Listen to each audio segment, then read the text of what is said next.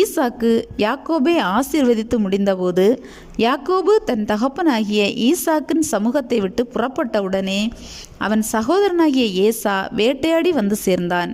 அவனும் ருசியுள்ள பதார்த்தங்களை சமைத்து தன் தகப்பன் அண்டைக்கு கொண்டு வந்து தகப்பனை நோக்கி, உம்முடைய ஆத்துமா என்னை ஆசீர்வதிக்கும்படி என் தகப்பனார் எழுந்திருந்து உம்முடைய குமாரனாகிய நான் வேட்டையாடி கொண்டு வந்ததை புசிப்பாராக என்றான். அப்பொழுது அவன் தகப்பனாகிய ஈசாக்கு, நீ யார் என்றான்.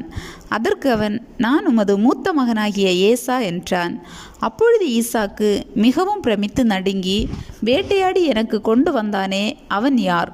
நீ வரும் முன்னே அவை எல்லாவற்றிலும் நான் புசித்து அவனை ஆசீர்வதித்தேனே, அவன் ஆசீர்வதிக்கப்பட்டவனாகவும் இருப்பான் என்றான்.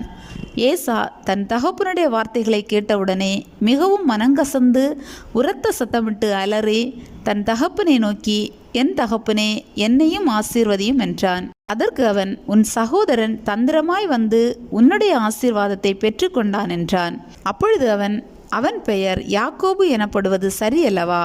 இதோடே 2 தரம் என்னை மோசம் போக்கினான். என் சேஷ்ட புத்திரபாகத்தை எடுத்துக்கொண்டான்.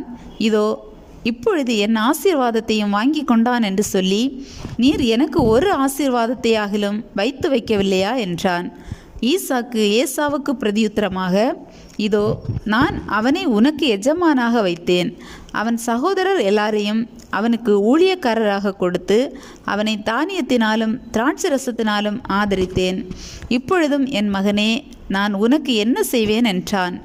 ஏசா தன் தகப்பனை நோக்கி, என் தகப்பனே, இந்த ஒரே ஆசீர்வாதம் மாத்திரமா உம்மிடத்தில் உண்டு?